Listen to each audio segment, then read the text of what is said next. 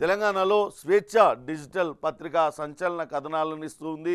అటు అక్రమాల గుట్టు విప్పుతూ ఉంది. గత ప్రభుత్వ పాలనలో ఏ రకమైన అక్రమాలకు ప్రభుత్వ అధికారులు గత ప్రభుత్వంలో ఉన్న ముఖ్య నేతలు పాల్పడ్డారో ఒక్కొక్కటిగా వాటిలన్నింటినీ కూడా వెలుగులోకి తీసుకొస్తూ పాఠకుల ఆదరణ పొందుతుంది.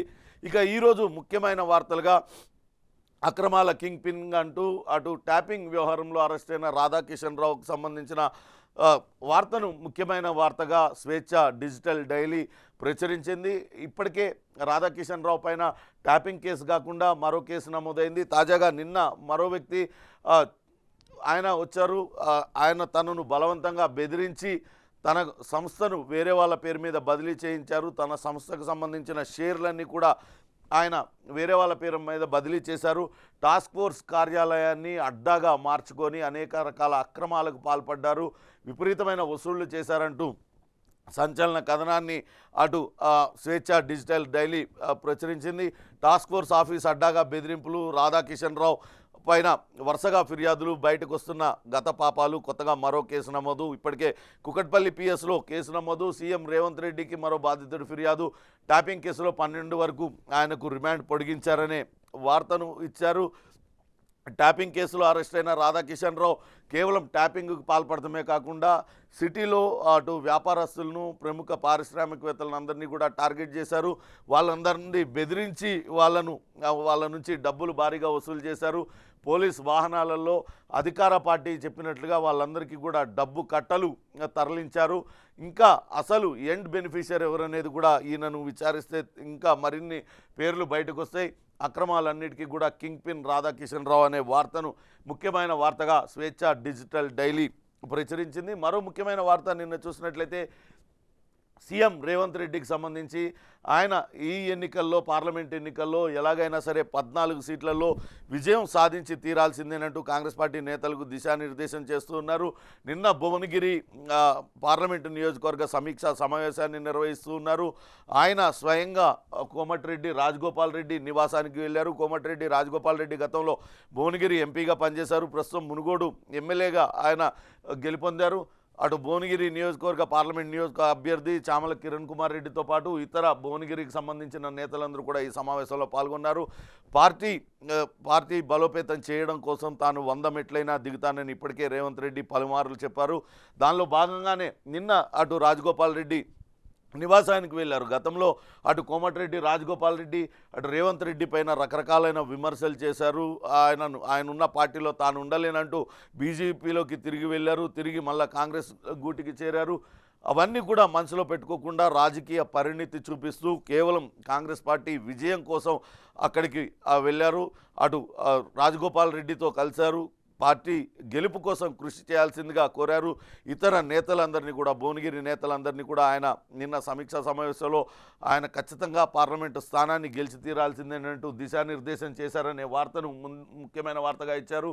అందరూ కలిసి ముందుకెళ్ళాలి, భువనగిరి సీటును గెలిపించాలి, ప్రతి ఒక్కరూ క్షేత్రస్థాయిలో పనిచేయాలి, పార్టీ కోసం కష్టపడ్డ వాళ్ళకి గుర్తింపు ఉంటుందంటూ ఆయన చెప్పారు.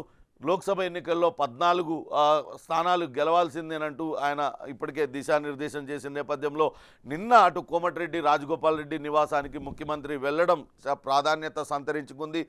నిజంగా కూడా ఇదొక మంచి శుభ పరిణామం. రేవంత్ రెడ్డి రాజకీయంగా చాలా పరిణితి చూపిస్తున్నారు.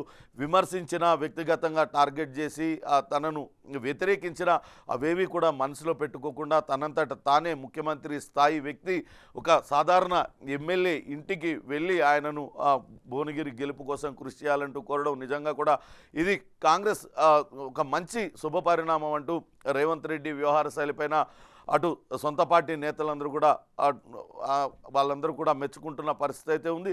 ఇక కోమటిరెడ్డి బ్రదర్స్లో ఒకరైన కోమటిరెడ్డి వెంకటరెడ్డి ఇప్పటికే సామాజిక మాధ్యమాల వేదికగా పెట్టారు.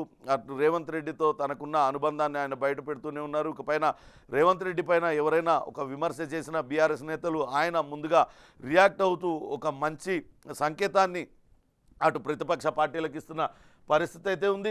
మొత్తంగా పార్టీల గురి మల్కాజ్గిరి అంటూ పెట్టారు. ఈసారి మల్కాజ్గిరి ఎన్నికలు కొంత టెన్షన్ పుట్టిస్తున్నాయి రాజకీయ పార్టీలలో. ప్రస్తుతం మల్కాజ్గిరి నియోజకవర్గం ఎంపీగా అక్కడ రేవంత్ రెడ్డి ఆయన సిట్టింగ్ సీట్ తిరిగి దాన్ని నిలుపుకోవాల్సిందేనంటూ ఆయన చాలా పట్టుదలతో ఉన్నారు. అక్కడి నుంచి పట్నం మహేందర్ రెడ్డి భార్య పట్నం సునీతారెడ్డిని అక్కడి నుంచి అభ్యర్థిగా నిలబెట్టారు. ఇక బీజేపీ ఈటెల రాజేందర్ అక్కడి నుంచి పోటీ చేస్తున్నారు.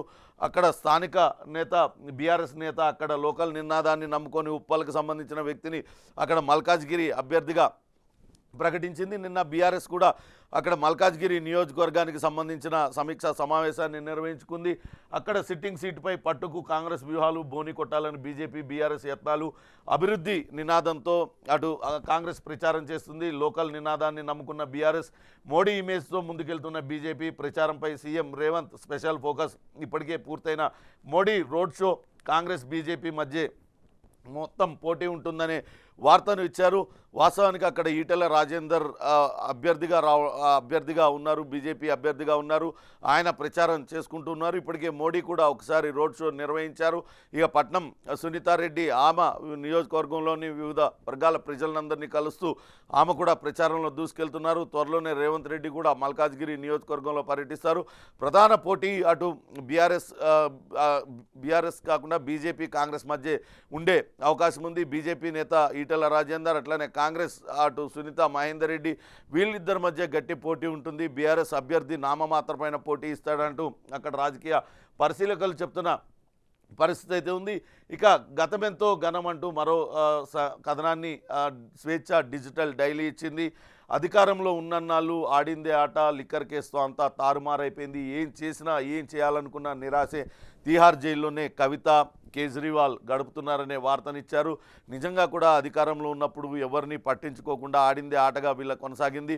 కానీ అక్కడ చూసే కేజ్రీవాల్ ఢిల్లీ ముఖ్యమంత్రిగా ఉన్న వ్యక్తి అరెస్ట్ అయి జైలుకు వెళ్ళడం నిజంగా కూడా అది మొట్టమొదటిసారి. ముఖ్యమంత్రి కుమార్తె కవిత ఆమె పీకల్లోతు కష్టాల్లో కూరుకుపోయింది. గతంలో ప్రశ్నించే వాళ్ళు లేరు, ఆమె ఏం చేసినా చెల్లింది. ఇప్పుడు చూస్తే అటు కోర్టులో పిటిషన్లన్నీ తిరస్కరించబడ్డాయి. ప్రస్తుతం జైల్లోనే గడపాల్సిన పరిస్థితి.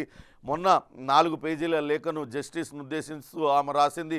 చాలా తాను బాధితురాలిని, తన మొబైల్ ఫోన్ నంబర్ను బయటపెట్టడంతో తన వ్యక్తిగత స్వేచ్ఛకు భంగం కలిగించారు, తన వ్యక్తిగత ప్రతిష్టకు, రాజకీయ ప్రతిష్టకు తూట్లు పొడుస్తున్నారు. ఇలా రకరకాల ఆరోపణలు చేస్తూ చాలా లేఖ, ఒక 4 పేజీల లేఖ రాసింది. తనకు బెయిల్ మంజూరు చేయాలి, తాను ఒక బాధ్యత గల తల్లిని ఎవరు కూడా రీప్లేస్ చేయలేరు, కొడుకులకి తన అవసరం ఉంది ఇప్పుడు కాబట్టి తనకు బెయిల్ మంజూరు చేయాలంటూ ఆమె కొంత భావోద్వేగంతో ఆ లేఖ రాసినట్లుగా కనపడుతుంది. అయితే గతమెంతో ఘనం, కానీ ప్రస్తుతానికి తీహార్ జైలుకే వీళ్ళిద్దరూ అంకితం అనే వార్తను స్వేచ్ఛ పత్రిక ఇచ్చింది. వీళ్ళ బెయిల్ పిటిషన్లు దాఖలు చేస్తున్నారు, అక్కడ కోర్టేమో తిరస్కరిస్తుంది.